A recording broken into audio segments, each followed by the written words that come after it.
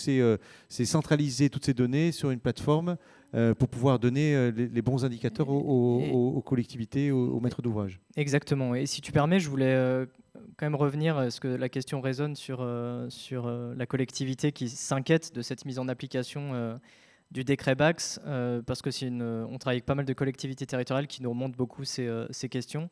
Elle est amplifiée par le fait que, comme Madeleine l'a dit tout à l'heure, il y a un abaissement du seuil d'assujettissement au décret BACS à 70 kW. Ce qu'il faut voir, c'est que ça a un effet majeur sur les collectivités, parce qu'il y a beaucoup de bâtiments municipaux qui sont dans ces surfaces entre 800 et 1800 mètres carrés, donc qui sont maintenant embarqués par la législation. Et il y a aussi ce retour sur investissement, le seuil de rentabilité qui a été rehaussé, qui était prévu à 6 ans et qui est passé à 10 ans, ce qui renforce encore finalement le périmètre de la réglementation. Une des réponses, donc Amaury et Rachid l'ont évoqué, Lacté notamment. Il y a un fonds qui s'appelle le fonds Chêne en ce moment qui permet de, pas forcément sur la GTB, parce qu'il y a d'autres de fiches C2E qui s'en chargent, mais qui permet de financer un certain nombre de compétences humaines ou d'outils d'efficacité énergétique, qui est donc un fonds à regarder, que je conseille donc à l'auditoire de regarder, le fonds Chêne de Lacté, qui a une saison en cours en ce moment et des candidatures en cours. Et par ailleurs, Rachid a parlé de la fiche C2E qui s'appelle BAT TH116. C'est une fiche qui est importante, qui permet de financer l'installation d'équipements BACS ou le renouvellement pour passer à une classe B ou A. Et cette fiche C2E est bonifiée jusqu'à la fin d'année. Donc nous, on a pas mal de clients qui bougent en ce moment, parce que avec la bonification, pour donner un ordre d'idée, vous avez sur un bâtiment de 5000 m² à peu près 46 000 euros d'aide possible sur l'installation de système BACS jusqu'à la fin d'année. Donc la fiche C2E existe, continuera à exister. En revanche, elle est bonifiée, donc c'est-à-dire que le financement est plus important jusqu'à fin décembre. Et ça vient couvrir quel pourcentage alors de l'investissement? Ça dépend des situations, mais ça peut couvrir en tout cas plus de 50%, voire dans certaines situations qu'on a rencontrées, plus de 70% de l'investissement. Oui, donc même si j'ai bien retenu, c'est 2027. 2027, c'est pour le seuil de 70 kW. Ça, c'est l'obligation. Mais si on y va plus vite, on a un bonus aujourd'hui. Ouais. Et de toute manière, on va devoir y aller. Et puis on y va tôt, plus on économise de l'énergie, on a des retours sur investissement rapides, donc qui permettent d'engager aussi d'autres travaux. C'est ça. Mais la complexité, et c'est le thème que je voulais aborder avec vous aujourd'hui, c'est de mettre ça à l'échelle d'un patrimoine. C'est-à-dire que ces décisions-là, à l'échelle d'un site, c'est plutôt plus facile de les faire. Quand vous avez 50, 100, 200 sites, ce qui est le cas de beaucoup de collectivités, quand on prend leur patrimoine global, là, ça demande une gestion de la donnée beaucoup plus continue, beaucoup plus fine, pour pouvoir être efficace. Et là, je pourrais que être d'accord avec ce que disait Amaury et ce qu'on a beaucoup répété. Le fait d'avoir quelqu'un, un pilote, donc en l'occurrence nous on appelle l'énergie manager, mais dans une collectivité ça peut être un conseiller en énergie partagée, ça peut être un économe de flux qui gère ces questions-là et qui permettent aussi, quand il s'agit d'installer des systèmes BACS, d'avoir la vue sur la performance énergétique. Parce que ce qui a beaucoup pêché, au-delà du pilote sur les systèmes de GTB, c'est que la GTB n'était pas forcément pensée avec l'idée de la réduction des consommations d'énergie. Donc c'est des personnes différentes qui s'occupaient de la performance énergétique, des personnes qui s'occupaient de concevoir et d'installer les systèmes BACS. Aujourd'hui, c'est ça qu'il faut arriver à... En plus d'avoir un pilote. C'est ce que disait Madeleine. On avait la GTB, mais ce n'était pas sur l'énergie. C'était pour s'assurer que les portes soient fermées le soir. Mais pour assurer le confort, pour assurer le fonctionnement des équipements. Mais là, aujourd'hui, il ne faut pas seulement assurer le fonctionnement des équipements, il faut le faire avec un objectif de sobriété. Et là, du coup, il y a des sujets organisationnels chez les collectivités et les entreprises. C'est comment je fais parler des gens qui ne parlaient pas forcément ensemble. Et pour nous, en tout cas, c'est chez Adviso, ce qu'on constate, c'est que l'énergie manager, donc qui peut être un ingénieur en performance énergétique, un économe de flux, alors c'est des ressources très rares. Donc c'est une des problématiques, c'est que sur le marché, elles sont très demandées, ces ressources. Nous, on est bien placés pour le savoir chez Adviso. Mais c'est central. C'est-à-dire que cette personne, elle va faire le lien et que ce soit sur le pilotage ou sur la mesure que Rachid évoquait, permettre d'assurer une stratégie énergétique efficace. C'est ce que vous disiez, Amaury, c'est les financements se font sur ce que cette personne, l'energy manager, mais du coup, on ne trouve pas la personne. Bon, on peut résumer aujourd'hui, oui. elle est un peu la difficulté. Elle est un peu rare parce que, en tout cas, il y a des objectifs, tout arrive en même temps, et donc à un moment, on ne peut pas former les personnes. Voilà. En ce moment, dans la santé, par exemple, pour les centres hospitaliers, il y a une démarche d'embauche de l'équivalent de conseiller en énergie partagée qui existe déjà sur les collectivités. Et oui, c'est très très tendu, c'est compliqué. Donc il faut arriver aussi à avoir des outils, c'est l'objet de ce qu'on va discuter là, qui font gagner du temps à ces personnes-là. Parce que même quand on est tout seul pour gérer un parc de 200 bâtiments, par exemple, c'est loin d'être simple. Donc il faut avoir des outils qui permettent de faciliter aussi ce travail. Allez, on rentre donc dans la... Parce qu'il y a plein de questions qui tombent sur la GTB, tout ça, mais on les verra après. Vous êtes très prolixe, là, le public qui est à distance. On vous donnera aussi la parole dans la salle aussi, quand vous aurez des questions. On peut démarrer, oui. Si. Alors, la petite zapette, oui, vous êtes en autonomie complète. Vous voyez, il faut un pilote. C'est ça, il n'y a pas de pilote, là, j'attendais que ça bouge tout seul. Ah, merci. Il y a une petite latence, oui, parce que on a du distanciel et donc il y a une petite latence. Pas de problème. Alors je voulais dire 2 mots sur Adviseo. On est une société qui est issue d'un groupe d'ingénierie qui s'appelle CETEC, qui est un groupe d'ingénierie plutôt réputé pour son savoir-faire plutôt sur la maîtrise d'ouvrage ou sur la conception sur des projets importants. Par exemple, ils travaillent beaucoup sur le Grand Paris en ce moment. Ils ont travaillé sur la Fondation Louis Vuitton, sur le viaduc de Millau, sur des projets emblématiques. Et l'idée d'Adviseo, c'est d'appliquer ce savoir-faire d'ingénierie à l'exploitation et à la performance énergétique des bâtiments. Et pour ça, on a construit plusieurs solutions. Une qui s'appelle Savvy, qui est une plateforme de management de l'énergie, qui fait partie notamment du benchmark qui est édité par la FNCCR et l'ACTE, que certaines collectivités ont pu consulter. Et depuis maintenant 2 ans, une plateforme de pilotage qui répond notamment au décret BACS, qui s'appelle Cockpit, et qui là permet de piloter à l'échelle d'un patrimoine, donc en multisite, les bâtiments, soit en se greffant sur des systèmes de GTB existants, donc y compris des systèmes comme ceux de Siemens, ou en installant des MIDI GTB dans les bâtiments de taille plus modeste quand c'est nécessaire. Donc on a une expertise de parc hétérogène sur à la fois des collectivités et des entreprises privées qui représentent plus de 50 millions de mètres carrés aujourd'hui qui sont gérés par notre plateforme. On est référencé UGAP, c'est pour un détail qui parfois n'en est pas un, pour faciliter les commandes côté collectivité. Et comme je le disais, on accompagne pas mal de collectivités territoriales jusqu'à l'État. On a, pour l'anecdote, on a un contrat avec la direction de l'immobilier de l'État pour former les énergie managers de l'État à la rénovation du parc bâti depuis maintenant 1 an et demi. Et on travaille avec l'Agile, qui est aussi un autre bras armé de l'État, pour les accompagner sur le plan de sobriété. Voilà, et après, vous avez une liste de collectivités territoriales qu'on accompagne, que ça va de la ville aux régions qui gèrent les lycées et en passant par les départements qui gèrent les collèges sur le plan bâtimentaire. Je passe rapidement là-dessus. Donc la base, et ça a été pas mal rappelé, Rachid l'a redit, c'est la mesure. Donc c'est comment je vais, quand j'arrive sur un patrimoine, collecter l'ensemble des données énergétiques des bâtiments. Donc pour ça, on a plusieurs manières de faire. On va récupérer les données fournisseurs, donc les factures d'énergie. On va récupérer les données de distributeurs quand il y a des compteurs communicants, que ce soit sur le gaz ou l'électricité. Et après, on va pouvoir aussi récupérer par des technos diverses des données de GTB pour que tout soit centralisé sur une même plateforme de suivi énergétique. Oui, donc vous bossez avec, là je vois, il y a le logo Siemens, vous bossez avec Siemens aussi pour remonter des données qui viennent des données de GTB quand c'est demandé par nos clients. Tout à fait. Donc là je reprends... c'est l'interopérabilité de tous ces systèmes parce qu'il faut pouvoir remonter toutes ces données et que tout communique ensemble. Oui. Exactement. Et pour articuler une stratégie énergétique, il faut vraiment avoir une complétude de données la plus large possible. Alors ça, c'est pour la stratégie énergétique, mais le décret tertiaire, ce qu'il a eu pour effet aussi sur les collectivités territoriales, c'est quasiment de leur imposer finalement cette collecte, puisque chaque année, comme vous le savez, il y a une déclaration qui est en ce moment là, pour les derniers jours sur Opérat, et pour ça, il faut connaître ces données. Et beaucoup de collectivités se sont rendues compte que malheureusement, ils n'avaient pas une exhaustivité de ces données suffisante pour être en conforme au décret tertiaire. Alors, je fais un petit aparté là, juste Opérat, Madeleine, alors, tu peux y répondre, mais Opérat, c'est un peu l'Arlésienne, Opérat. J'ai l'impression que il faut le faire avant telle date, mais cette date est sans arrêt repoussée. Alors aujourd'hui, On en est où là, juste sur les remontées des données est-ce qu'on a une info Effectivement, oui.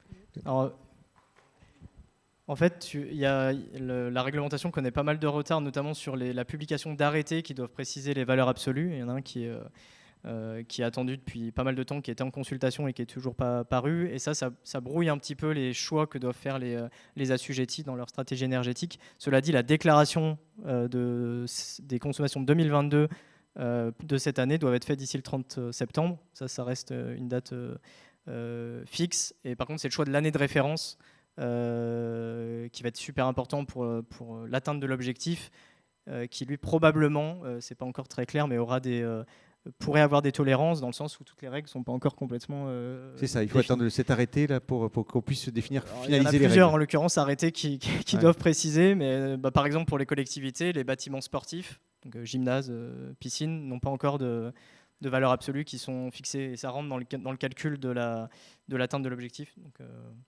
voilà, pour les mises à jour sur Opérad, nous ce qui nous concerne Adviseo sur Opérad, c'est aussi la connexion par API, c'est-à-dire qu'on va pouvoir envoyer depuis la plateforme de management de l'énergie que nos clients utilisent vers Opérad les données de consommation.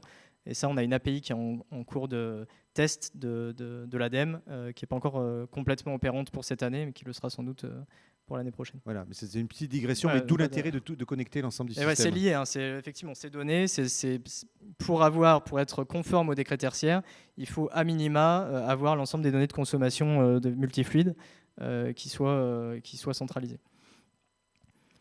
Et ensuite, une fois qu'on a centralisé ces données, on peut suivre sa performance. Donc, on commence à avoir des débuts d'indicateurs qui vont aider les personnes en charge de l'énergie au sein de la collectivité à se dire où est-ce que j'en suis de l'atteinte de mes objectifs énergétiques. On ne le voit pas très bien ici, mais je pense qu'à distance, s'il le voit mieux, il y a une courbe au-dessus des diagrammes qui est la courbe de référence. Donc, le décret tertiaire fixe une référence par rapport à l'objectif.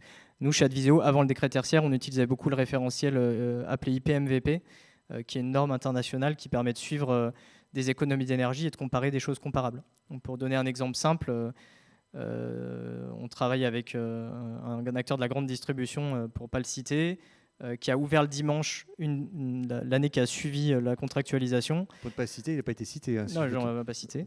Et si on regarde les consommations, c'est-à-dire la facture N+1 par rapport à la facture N, forcément, il y a une augmentation des consommations.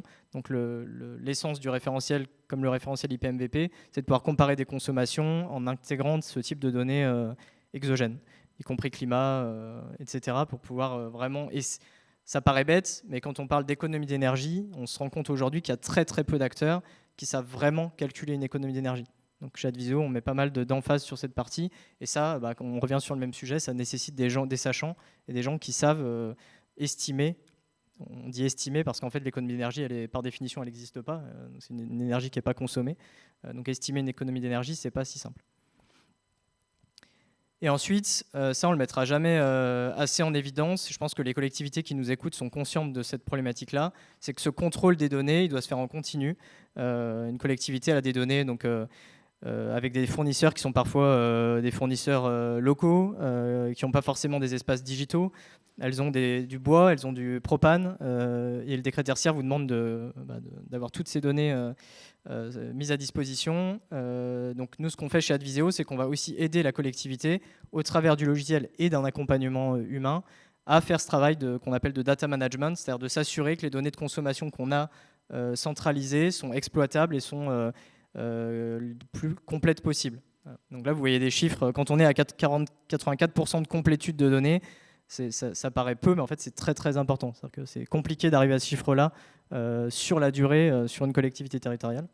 Et ça demande un travail, encore une fois, continu. Et ce n'est pas seulement chaque année qu'il faut le faire, c'est semaine par semaine, s'assurer quand il y a un trou de données, d'où il vient, comment je l'explique, etc. Parce que si vous n'avez pas des bonnes données, la stratégie énergétique, les fondations sont mauvaises, donc vous ne pouvez pas avoir une bonne stratégie énergétique. Il y a un peu une espèce je voulais donner une analogie, mais un jardinage finalement à faire sur les équipements, sur la manière dont on récupère les données, de manière à ce qu'on constamment s'assurer qu'on remonte correctement l'info. Ouais. Ça a été beaucoup sous-estimé, je pense, dans les premiers projets de déploiement de plateformes de management de l'énergie.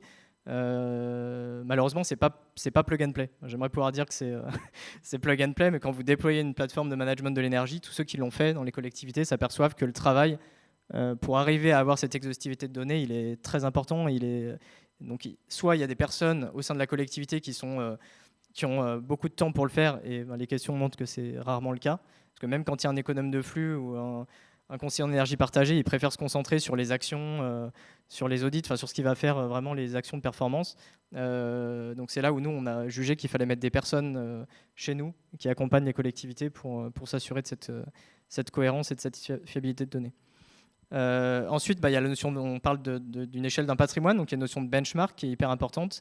La vertu d'avoir ces données centralisées, une fois qu'elles sont complètes, c'est qu'on peut assez rapidement voir les bons et les mauvais élèves, on va dire, au sein des bâtiments d'une collectivité. Donc avec plein de ratios possibles, on peut rapporter la consommation, par exemple, d'électricité au mètre carré. De ce fait-là, non pas aller faire des audits forcément sur l'ensemble des sites, mais aller faire des audits sur les sites où on voit qu'il y aurait un ratio, effort sur investissement, sur bénéfice qui soit suffisant. Et ensuite, il faut coordonner les plans d'action. Je le commande pour ceux qui sont dans la salle, j'espère que ça se voit mieux à distance. À distance, c'est clair, ouais, c'est parce que là, c'est un retour de flux. L'idée, et là ça rejoint ce qu'on disait sur le pilote, il a de la performance énergétique, il a des personnes qui tournent autour, les mainteneurs, les responsables de site, les techniciens. Une plateforme, ça permet de centraliser et de dialoguer avec des données qui sont les mêmes pour tous. Et donc là, ce que vous voyez mal ici, mais que les gens voient à distance, c'est il y a des actions, donc soit de travaux, soit de régulation, régulation d'une température, relamping, changement d'une CTA, etc., qui sont listés avec des temps de retour sur investissement qui sont calculés et planifiés, et ensuite avec un dialogue qui se fait sur la plateforme pour aider les acteurs à se coordonner et à aller vers ces objectifs.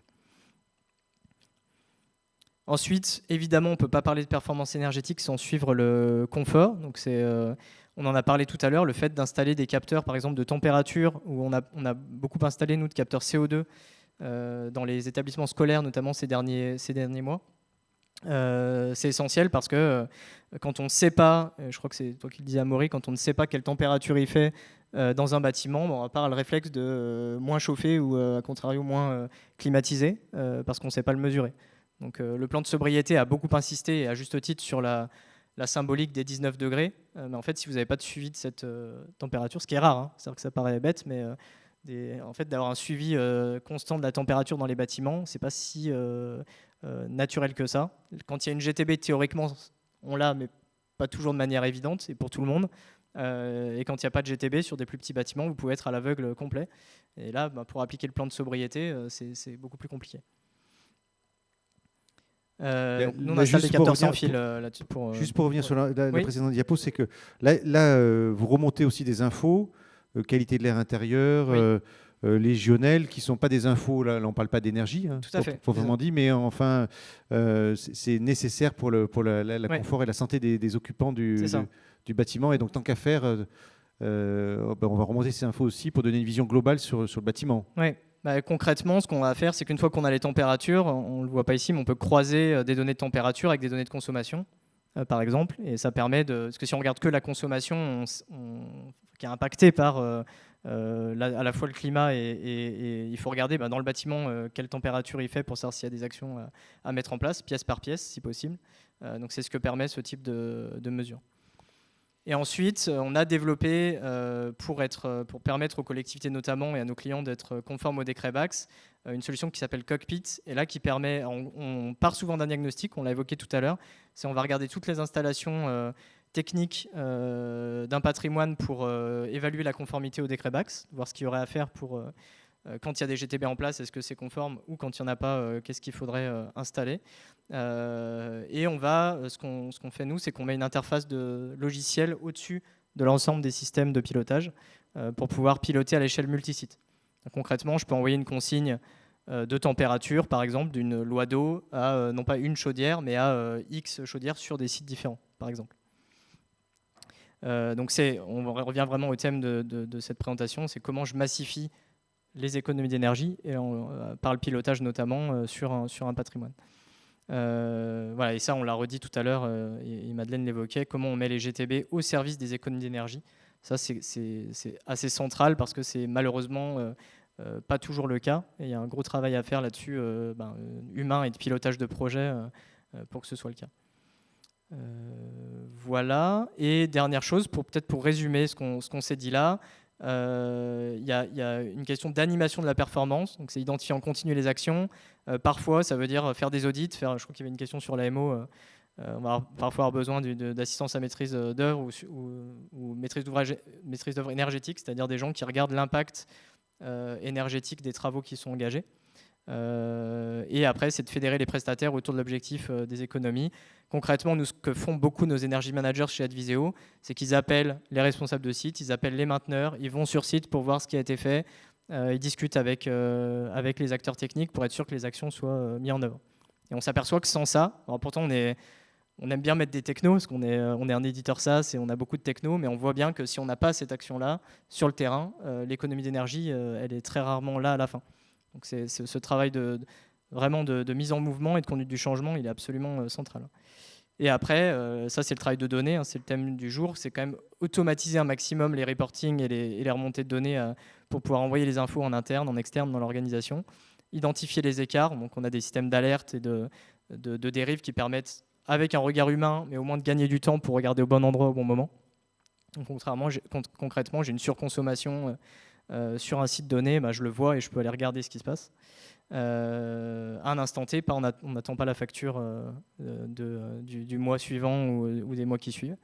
Et ensuite, il peut être nécessaire, dans le cadre de la stratégie décret tertiaire, alors évidemment d'envoyer les données sur Opérate, mais aussi parfois de rédiger des dossiers techniques pour justifier d'une non-rentabilité d'installation d'un système BACS, ce sera aussi nécessaire. Tu l'évoquais, Madeleine. Donc voilà, il y a ce travail aussi, parfois de bureau d'études, qui vient se greffer dans ce travail continu. Ouais, je pense que j'en ai terminé. Je vous ai juste remis des liens utiles. Notamment, on a fait un guide qui parle de notre vision de l'energy management, que j'ai commencé à évoquer, que vous pouvez retrouver en ligne gratuitement. Voilà, on met pas mal d'infos sur le décret tertiaire et le décret BACS maintenant sur notre page LinkedIn également. Sur vos sites. Une question du public. Comment s'appelle le nom du logiciel? Savvy. Savvy. S-A-V-2-E. Et Cockpit pour le pilotage. Savvy, c'est le logiciel de suivi énergétique et Cockpit, c'est le logiciel de pilotage.